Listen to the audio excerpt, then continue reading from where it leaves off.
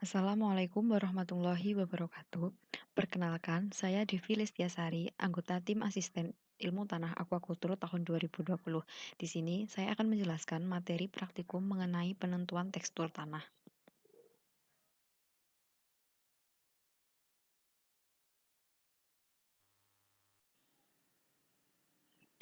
Tekstur tanah merupakan salah satu sifat tanah yang sering ditetapkan. Hal ini dikarenakan tekstur tanah merupakan salah satu faktor penting dalam kegiatan budidaya, terutama dalam pembuatan kolam tradisional. Tekstur tanah memiliki hubungan yang erat dengan pergerakan air dan zat terlarut di dalam tanah. Tekstur tanah sendiri merupakan perbandingan dan komposisi dari fraksi-fraksi penyusun tanah.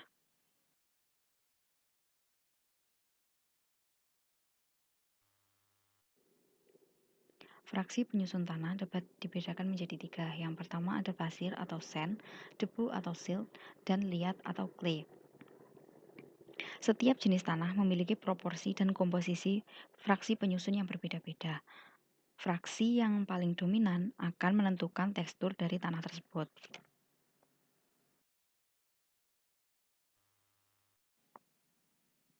Berbagai lembaga penelitian seperti ISSS, USDA, dan USPRA memiliki kriteria sendiri untuk pembagian fraksi tanah. Kriteria tersebut dapat kita lihat pada tabel berikut ini. Misalkan untuk fraksi kerikil, untuk sistem ISSS dan sistem USPRA memiliki ukuran diameter lebih dari 2 mm. Sedangkan untuk sistem USDA memiliki ukuran diameter lebih dari 0,02 mm dan seterusnya.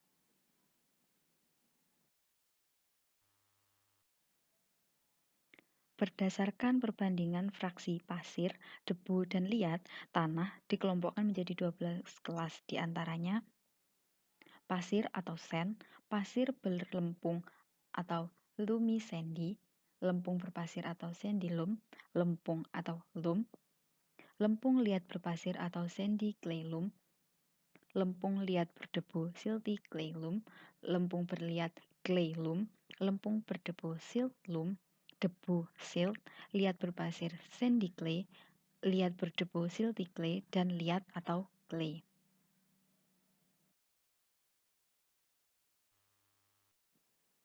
Kedua belas jenis tekstur tanah tersebut sering kita tentukan dengan menggunakan segitiga tekstur seperti pada gambar berikut ini. Selanjutnya yaitu cara menentukan tekstur tanah dengan menggunakan segitiga tekstur menurut sistem USDA. Misalkan, untuk tanah yang mengandung 50% pasir, 20% debu, dan 30% liat, maka tentukan tekstur tanah tersebut. Langkah pertama untuk menentukan tekstur dengan menggunakan segitiga tekstur yaitu temukan titik 50% pasir pada sisi dasar segitiga. Kemudian buat garis sejajar ke arah kiri atas. Selanjutnya, temukan titik 20% debu pada sisi kanan segitiga dan buat garis ke arah kiri bawah. Selanjutnya, temukan titik 30% liat, kemudian buat garis sejajar ke arah kanan segitiga. Selanjutnya, tentukan titik perpotongan dari ketiga garis tersebut. Nah, pada titik perpotongan tersebut, tekstur tanah dari contoh tanah ditemukan. Jadi, untuk contoh tanah yang mengandung 50% pasir, 20% debu, dan 30% liat, tekstur tanahnya adalah lempung liat berpasir.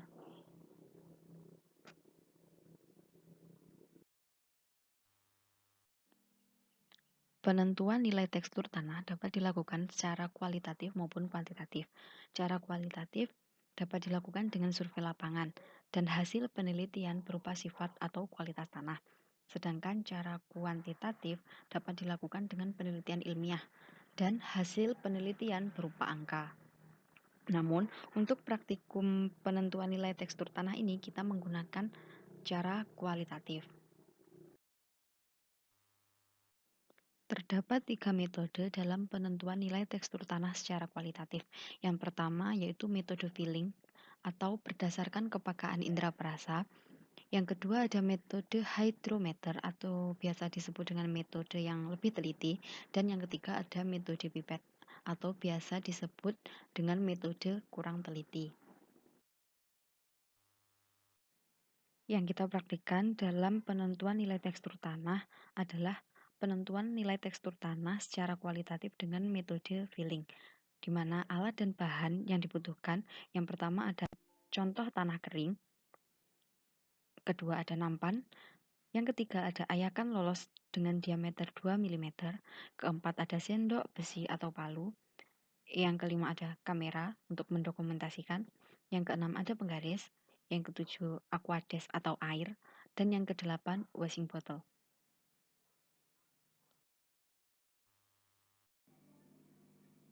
Selanjutnya kita masuk ke cara kerja penentuan tekstur tanah. Terdapat dua tahap dalam penentuan tekstur tanah ini.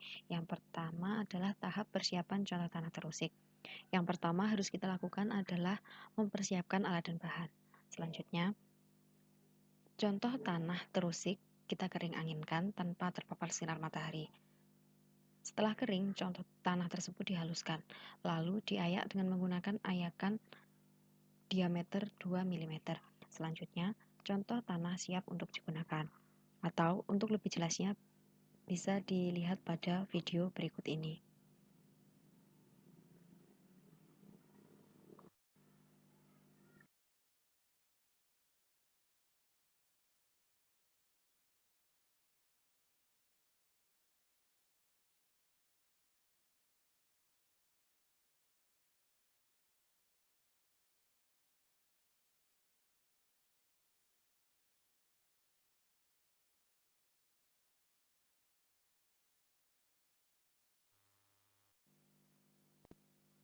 Tahap yang selanjutnya yaitu penentuan tekstur tanah secara kualitatif.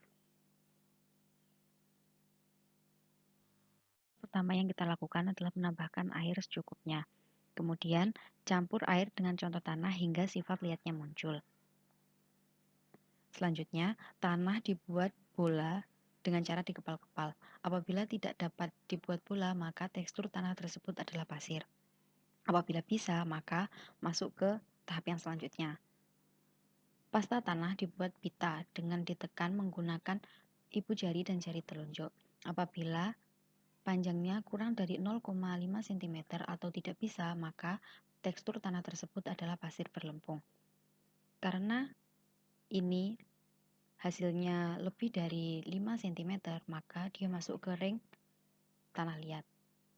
Selanjutnya, untuk menentukan tekstur, pasta tanah dibuat bubur dengan cara ditambahkan air sedikit dan diaduk dengan menggunakan jari telunjuk. Kemudian dirasakan apakah dia liat berpasir, liat berdebu, debu, ataupun liat.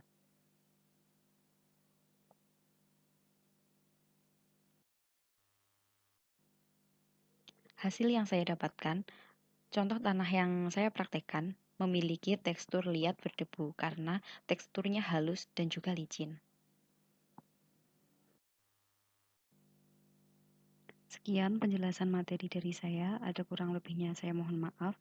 Wassalamualaikum warahmatullahi wabarakatuh.